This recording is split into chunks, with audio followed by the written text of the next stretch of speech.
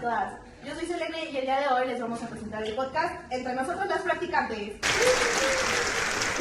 Un espacio donde compartiremos experiencias, aprendizajes, errores y la reflexión de todo aquello que vivimos durante nuestra jornada de prácticas en USAER.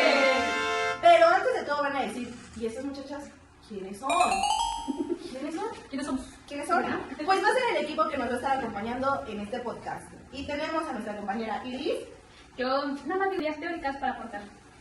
Tenemos a nuestra compañera Carmen. Hola, yo vengo a recordarles que detrás de cada conducta siempre hay una historia que necesita ser comprendida. Tenemos a nuestra compañera Valeria. Yo vine a confirmar si realmente sobrevivimos a la práctica o solo estamos en negación colectiva. También tenemos a nuestra compañera Adriana. Hola, estaré compartiendo algunas reflexiones sobre la inclusión y el igual. A nuestra compañera Belén. Hola, yo hablaré sobre gestión escolar, cultura inclusiva y algunas cosas relacionadas con la escuela. A nuestra compañera Brittany. Pues yo más que nada les compartiré aquellas experiencias relacionadas con el neurodesarrollo y pues los retos que tuvimos en estas prácticas. Y para finalizar, a nuestra compañera Yarley. Hola, yo estoy relacionado a la práctica con autores latinoamericanos. Pero para empezar a calentarnos, vamos a tener el juego de la ruleta.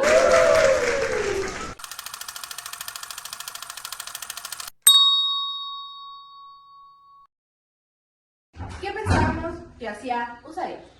Bueno, tomando la palabra, yo pensaba que USAER era una bodega.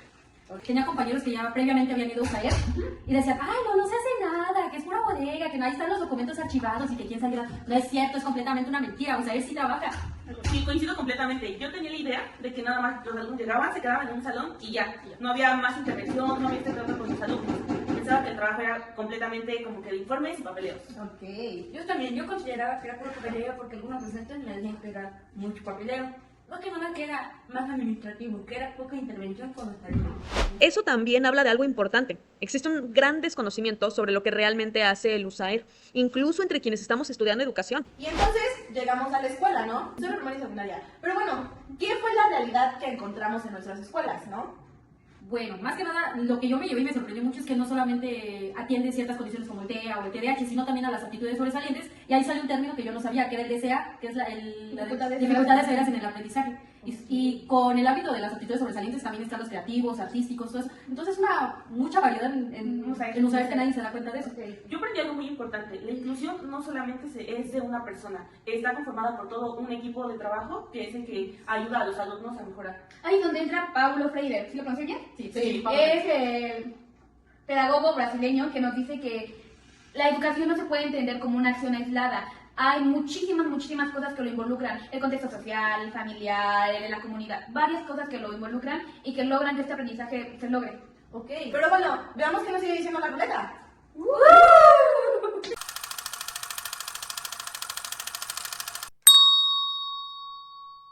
Y la ruleta nos dice el choque con la realidad. Y aquí viene lo difícil, ¿eh? Porque la pregunta sería, ¿qué fue lo que más nos sorprendió al llegar a nuestras escuelas?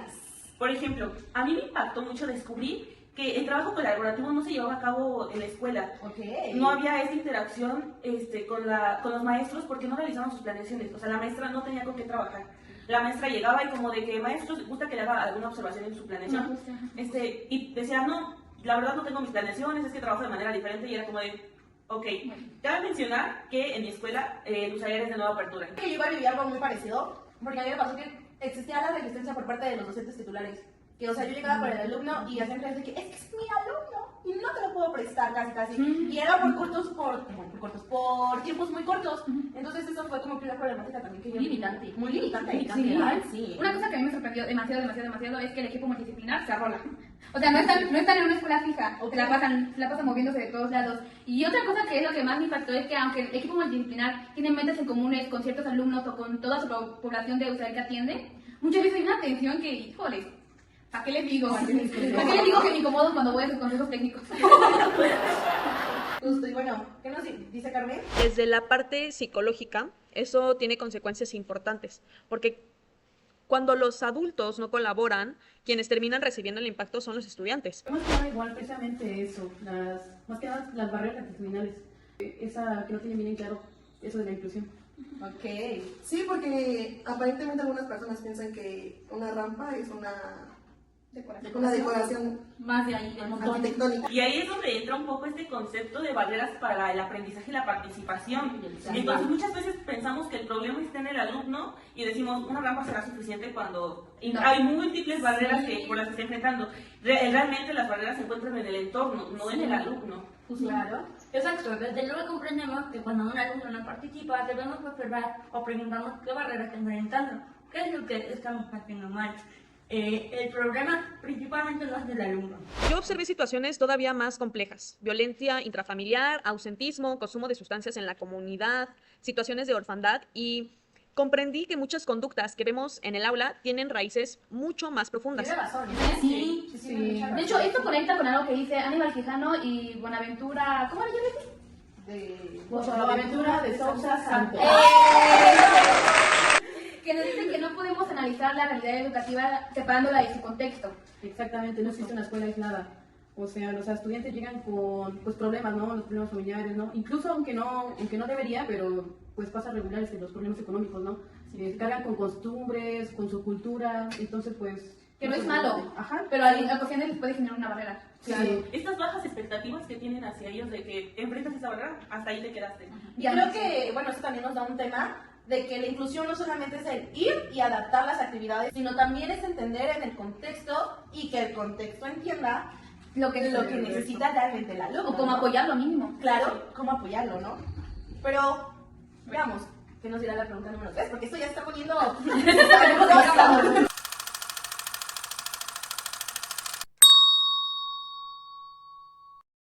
Y la ruleta nos dice, cuando las planeaciones no salen como esperábamos.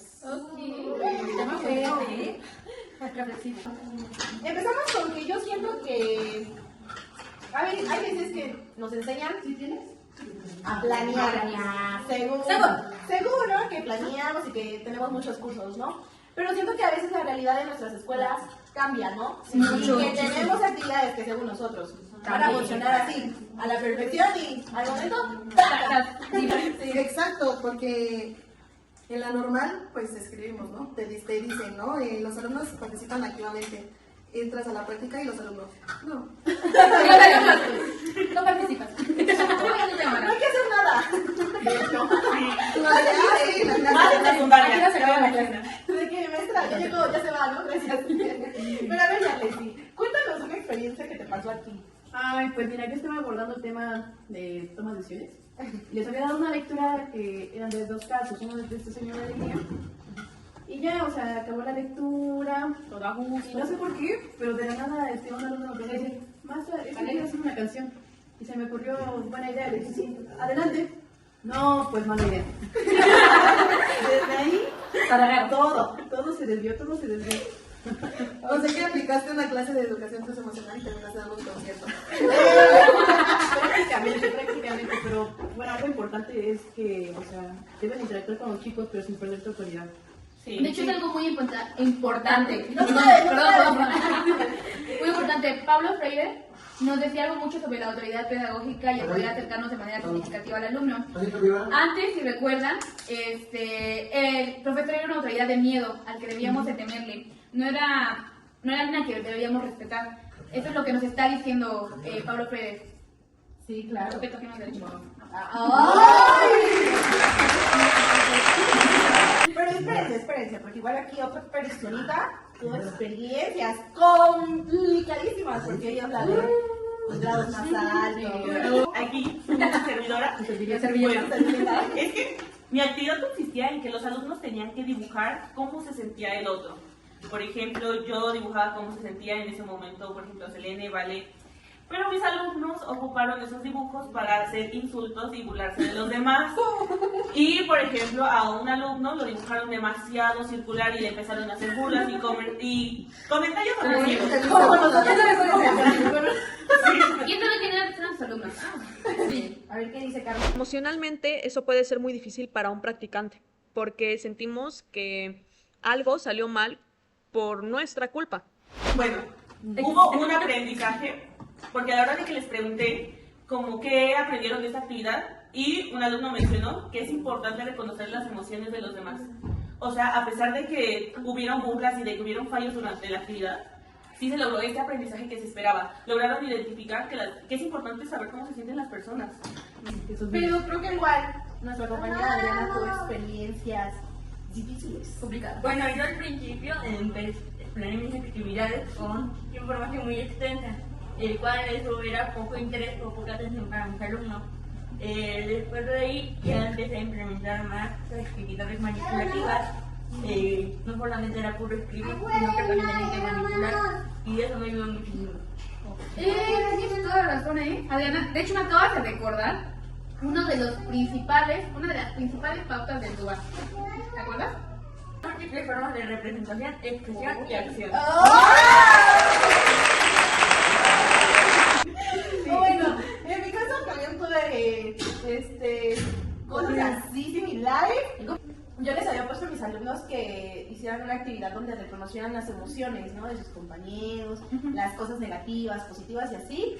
Pero ellos como que, ¿en qué idioma me está hablando, maestra? Porque yo no sé identificar cuando estoy feliz y cuando estoy triste. Creo que lo que más identificaba era cuando estaba enojada. Y porque le pegaban. Entonces, exacto, justo. Yo decía, rayos. Pero bueno, nuestra compañera Carmen igual nos dice algo importante, ¿no? A ver, Sí, síganme. Las habilidades socioemocionales también deben de enseñarse. No podemos asumir que los estudiantes saben cómo expresar sus emociones de manera adecuada. Sí, completamente. Sí, de acuerdo. justamente. Qué fuerte. Hay que expresar todo lo que sentimos. Sí, totalmente. Y que pues hay que manejar nuestras emociones de manera adecuada. Primero nosotros y después a los alumnos. Pero bueno, nos decía una maestra que tuvimos en la normal. Y se van a acordar que nos decía que teníamos que ser nosotros maestros muy flexibles. Sí. Pero bueno, veamos con qué otra pregunta nos vas a aprender. ¡La ruleta!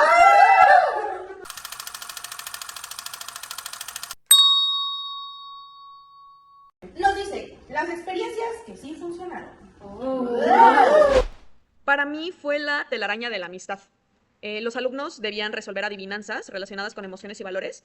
Cada respuesta correcta permitía lanzar el estambre a otro compañero. Al final construimos una gran red. ¿Y qué ocurrió? Se dieron cuenta de algo muy importante, pero muy poderoso, que una comunidad existe porque todos estamos conectados. No, trabajé con dos grupos. Primero trabajé este tema sobre la descripción de las palabras, ¿no? Porque cómo suena la ñ, pero algunos lo escriben con la doble Y, o eso de la B con la V. Sí, la descripción de las palabras. Ajá. Sí. Ok. Y en segundo con lo de los números. Bueno, el punto es que el objetivo era que se interactuaban los alumnos, que se apoyaran entre sí, ¿no? Algunos ya saben, ¿no? Respetan lugar, no todo es perfecto. Participación. Con la participación de los papás, algunos, otros faltaron. Pero No siempre hay papás. Muchas gracias, papás, se los agradezco demasiado. Se los agradecemos. Todo lo que... Gracias. Bueno, yo por ejemplo, en mi caso, yo iba con la idea de hacer actividades grupales, Ajá. pero hubo una ocasión con mi maestra, me dijo, no, pues ya puedes hacer tutorías. Y yo dije, oh, qué padre, pero que son unas tutorías. Y ya poco a poquito me fue hablando. De hecho, me pasó un documento que son las orientaciones de SAER. En ese documento sí se da esa apertura de poder dar una tutoría al niño, en donde mis actividades salieron perfectas. ¿Por qué? Porque yo tenía un niño con TDAH.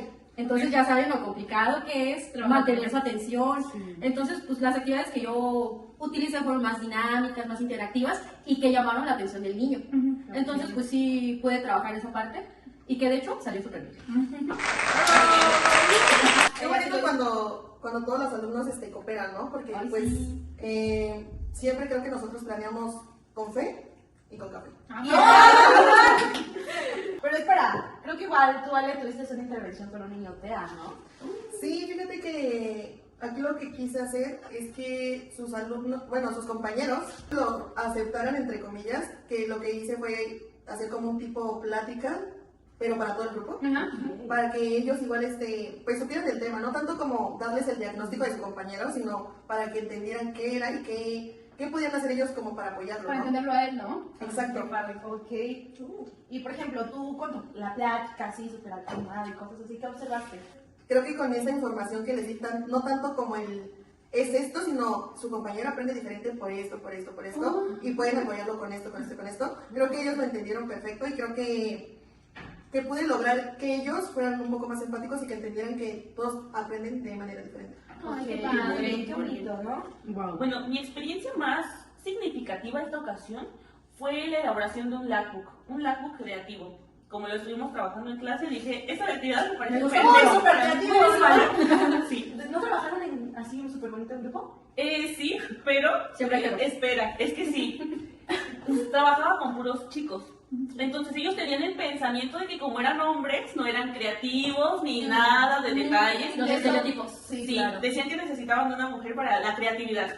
Pero yo les llevé material, les llevé plumones, les llevé plumones acrílicos, hojas de colores, imágenes, ilustraciones, les llevé mucho material para que ellos usaran su imaginación al límite. Y no hubo como tal, o sea, esta de decirles, quiero que sea así, así, así. Fue libertad No, creativa. fue libertad, ajá, que ellos eligieran completamente cómo decorar, cómo hacer cómo ponerlo, libertad para expresar cómo se sienten. O sea, ellos, por ejemplo, si yo decía, yo quiero poner aquí mi título, quiero usar estos colores, quiero usar este material, que sorprendieron a todos con lo que lograron hacer con sus presentaciones. Hubo muchas felicitaciones por parte de los maestros. Wow. Ay, qué lindo, ¿sabes? Creo que la mayoría me encantó porque buscaste sus fortalezas en lugar de sus necesidades, ¿sabes? Según ellos, necesitó una mujer para hacerlo bien, pero tú dijiste, no, tú puedes. Y Sí. fortaleciste esa creatividad. Me encanta. Sí, claro. Bueno, yo también pasé por algo parecido. Más que nada porque, como anteriormente lo había dicho, no tenía muy buenos resultados. Entonces lo que empecé a implementar más fueron las actividades manipulativas. Esta vez yo implementé materiales manipulativos para que los alumnos tuvieran una mayor participación. Y sí, tal cual, tuve una mayor participación, un mayor interés, más atención de mis alumnos. Y también me contestaron bien a la hora de preguntarles, tuve excelentes respuestas. Eso quiere decir que sí tuvieron un aprendizaje significativo. De hecho, eso es algo que observamos en lo del neurodesarrollo.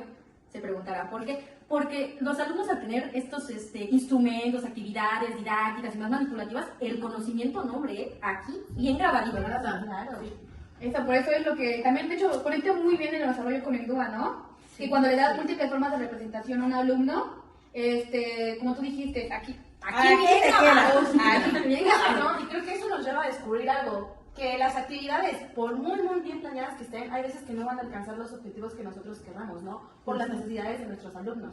Y sobre todo en su contexto. Claro. Porque yo no puedo llevar una actividad, por ejemplo, nos comentaban mucho en las clases, yo llevo una regadera que para la higiene personal y eso, y a lo mejor los niños ni siquiera tienen regadera y se van Sí, a claro, cagar. Estás haciendo algo colonial, ¿eh? Déjame decirte. Eso sería un pensamiento muy colonial, pensar que ellos entienden esa parte, ¿cómo sería? Generalizado. Generalizar que ellos conocen sobre un tema en específico. Ajá. Ok, perfecto. Me gusta, ¿no? Siento que Andamos bien inspirados. Andamos con todo, ¿eh? Claro, sí, Formal. formal. Y bueno, creo que ya en nuestra ruleta solamente nos queda una pregunta. Eso no. Cuando la teoría cobra sentido en la práctica.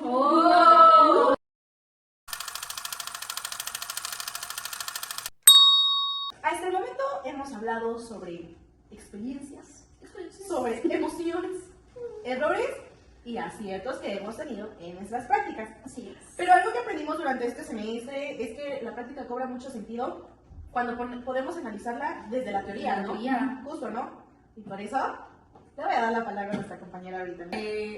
Algo que hay mucho cierto estereotipo al decir de que a lo mejor, es que es bien muy inquieto, de conductas selectivas. Esa es la palabra. De esas ciertas conductas es parte de que hay a la juventud y eso, pero no es cierto. Hay una parte en la parte de la teoría del neurodesarrollo que explica el porqué. De hecho, hay un documento que siempre lo tenemos aquí presente, es el DSM-5. En el DSM-5 ahí vamos a encontrar muchas partes de las teorías, de los trastornos, sobre todo el TDAH, el DSA, porque yo pensé que no estaba ahí, pero sí lo está. ¿Sí está el DSA? Sí está el DSA, porque ahí me puse a buscarlo, porque desde que me lo dijo la maestra de USAER, yo dije, no debe estar ahí. No lo busqué y ahí está, búsquelo. Y ese cambio de mirada es fundamental, porque deja de culpabilizar al estudiante. Pero siento que desde el área del DUA... ¿Qué aprendiste? Aprendí que el problema no está solo en el alumno, sino en cómo diseñamos, en cómo planeamos las actividades. CAS plantea que debemos de diseñar o planear teniendo en consideración las múltiples formas de representación, expresión y acción. ¿Por qué? Porque no todos los alumnos aprenden igual, sino que también aprenden de manera diferente. Todos somos diferentes, entonces debemos de tener considerado eso. Ok, entonces nos podrías dar como un pequeñito ejemplo de... Claro, ¿cómo? Por ejemplo, yo primero planeé actividades muy largas y muy extensas y no consideré el lugar, no consideré lo que Cas planteaba. Lo que debí de considerar, o lo que consideré después, es ajustar mi planeación y ahora sí tener en cuenta las diferentes formas de representación, expresión y acción. Por ejemplo, las actividades manipulativas, la interacción con el grupo. Con planear desde el lugar me obtuve muy buenos resultados. Es que sí, importa muchísimo. Eso es muy interesante lo que acaba de decir Adri, porque rompió una barrera de la aprendizaje y la participación. Si ella se hubiera quedado simplemente con, yo lo voy a enseñar así, si No, aprenden no es mi problema, o yo nada más soy practicante. No, ella fue más allá, ella dijo, bueno, no me funcionó esto, llevó su proceso de reflexión, no me funcionó esto, y entonces ahora voy a añadir materiales sensoriales, voy a meter más materiales, todo esto lo implementó de la mejor manera y se vio la mejora en su participación de tus alumnos, ¿no, Adri? Así es, también nosotros debemos de considerar que debemos de planear desde un principio considerando esto, porque si no, sí llega a haber cierto problema. Pero bueno, creo que igual una parte importante es la gestión escolar, ¿no? Y aquí nuestra compañera Belén nos puede dar una buena reflexión. Miren, comprendí que las barreras para el aprendizaje y la participación no solamente están en el alumno.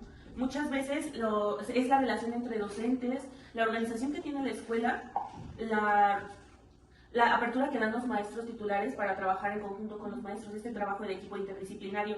Si no se logra esta inclusión y esta comunicación asertiva entre pares, va a generar todavía más barreras entre los alumnos. Claro, ¿no? Y creo que esto lo pudiste observar. Sí, tuve una situación que las maestras de plano no dejaban que la maestra de USAID los apoyara. Las pocas que tenían planeaciones era como de, mira, puedes realizar este ajuste a simplificar más tu actividad para los alumnos que requieren estas necesidades y este apoyo. Y era como de que, ay, me estás dejando más trabajo, es algo que se debería hacer, solamente hacer cargo USAID. Estas situaciones generaban bastante conflictos y que lamentablemente los alumnos veían. Porque están en secundaria, o sea, los alumnos están muy despiertos y se pueden dar cuenta de esta interacción entre las maestras, de que, ay, esta maestra y esta maestra no se llevan bien. Entonces, repetir esas conductas entre ellos mismos después, pues en el aula, que ni siquiera es un aula, había olvidado comentar que ellos trabajan en la biblioteca. Entonces ahí se genera otra barrera. Ahí están ellos viviendo otra barrera porque no tienen ese espacio. O sea que el trabajo colaborativo no únicamente se debe quedar en los documentos. No, tiene que llevarse a cabo, o sea, se tiene que cumplir, que no solamente sean palabras de que trabajo en equipo y ya, sino de que se tiene que ver esta colaboración, esta apertura. De hecho, Covarrubias nos plantea algo parecido. Una escuela inclusiva debe ser una donde todos los actores se involucren activamente en el proceso. Claro. Aunque simplemente hay una persona que no quiera colaborar, se siente y puede afectar a todos sus alumnos. Sí, Si hay como este choque, que no hay apoyo, que no hay trabajo colaborativo, pues va a surgir de que los alumnos no tengan un avance o... ¿Cómo les vas a exigir que trabajen de manera colaborativa cuando uno es el ejemplo Sí, que no se les está muestra. dando? Porque es que todos somos un engrane, o sea, Claro. si uno se detiene, todo se detiene. ¿entiendes? Sí, no, pero igual considero que Quijano y Buenaventura nos tienen algo muy importante que decir, Oye, ¿no? fíjense que estos dos autores influyen muchísimo en la educación, ya que nos ayudan a analizar nuestros conocimientos fuera del contexto, ¿no? Algo que pasa seguido es que nosotros validamos conceptos o conocimientos que investigamos a otros. Ok. Y por ejemplo, con esto que te... Pues aquí entra esto de la colonialidad. Colonialidad. Es que Aníbal Quijano nos habla esto, ¿no? Precisamente esto de la colonialidad del poder. Sí, claro. Y, bueno, Boaventura nos da una epistemología del poder, del conocimiento. Ya que él nos propone, más bien nos habla de los diferentes conocimientos, ¿no? Que el conocimiento comunitario, Etcétera. Y eso conecta con algo que observamos constantemente. Los estudiantes llegan con historias, costumbres y formas de entender el mundo que también deben de ser valoradas. ¿Cómo le vamos a dar a un alumno de la regadera si no sabe qué es una regadera? Entonces, esto es lo que ellos nos proponen más bien. Un aprendizaje contextualizado. Un aprendizaje contextualizado. Que nuestros conocimientos son generales para todos, ¿no? Ajá, sí. Más o menos. La verdad que nos dice...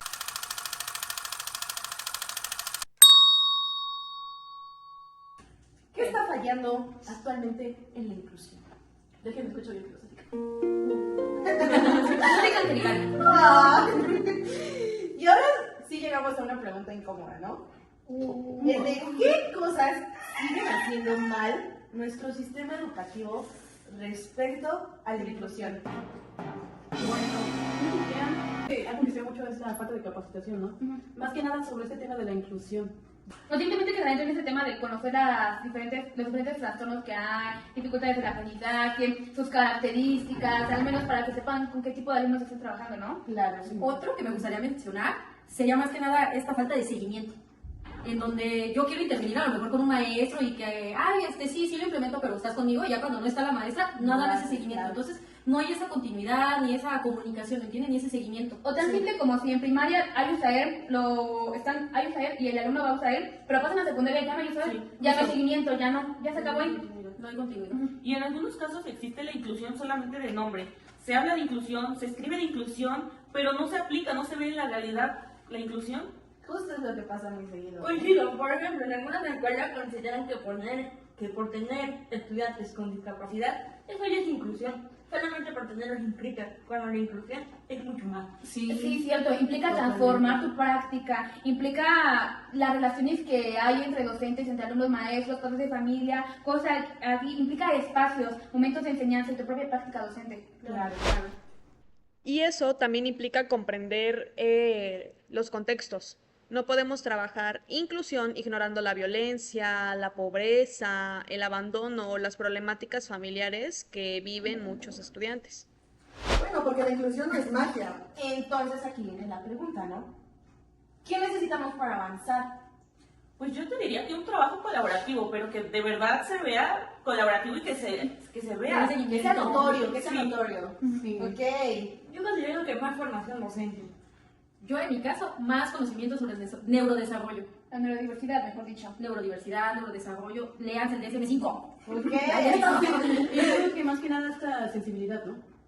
Sí, Hacia los contextos, ¿no? Sí, también. condiciones. Más empatía. Yo digo que más reflexión crítica. Según yo. Según la edad de chicos, y vamos reflexionando continuamente sobre nuestra práctica. El de la torre, ¿no? De la torre sobre que entre más reflexiones sobre tu práctica vas sabiendo mejor cómo vas identificando mejor los problemas, reflexionas que estuvo mal, que estuvo bien y así continuamente para mejorarlas. Pero bueno, chicas, me da mucha lástima. Me da Ah, mucha felicidad. Me da nada más que pues lamentablemente y finalmente ya estamos llegando A nuestro final. a nuestro final, ¿verdad? Al final de este podcast y todo eso. Pero antes de que nos despidamos, a mí me gustaría que cada quien compartiera una pequeña reflexión sobre lo que aprendieron. Bueno, más que nada yo aprendí que necesitamos seguir formándonos, nuevos conocimientos, no nos estanquemos en esta parte de que ya me leí esto y ya con eso, no, hay que seguir informándonos, más enseñanza aquí. Ok. Aprendí a validar los contextos de los alumnos, Desconocimientos, ¿no? los desconocimientos más que nada, a tomar en cuenta pues eso, ¿no? Que todos tenemos diferentes contextos. Aprendí que cuando diseñamos de manera más accesible, la participación aumenta con los alumnos. Que la inclusión requiere un trabajo en equipo real y que se necesita el compromiso docente, el compromiso constante y el compromiso de que se van a mostrar los resultados. Bueno, igual que, en mi caso es más como que los errores no son fracasos. Aprendí que detrás de cada conducta existe una historia que merece ser comprendida. Completamente de acuerdo con lo de Carmen, ¿eh? Cada historia es importante y hay que validarla. Yo aprendí que la teoría no es simplemente conocerlas, tú tienes que reflexionar e interiorizar. Para no decir que eso lo hago porque yo creo, sino porque hay una razón detrás. Usaer, ¿te volveremos a ver? Ojalá.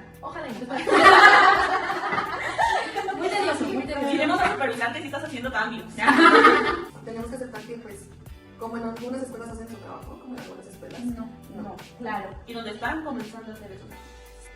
Si algo nos dejaron estas prácticas que realizamos es de que para tener una inclusión no solo depende de USAER ni del docente titular, sino que todo tiene que ser un trabajo colaborativo entre escuela, familia, comunidad y profesionales de apoyo, comprendiendo que antes de todo tenemos que conocer bien el contexto del alumno para así poder ayudarlo.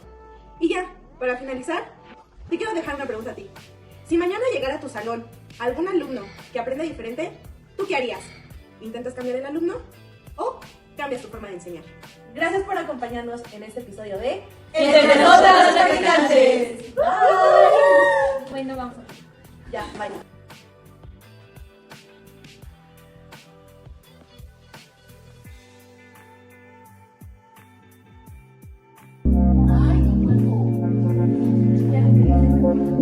Ya,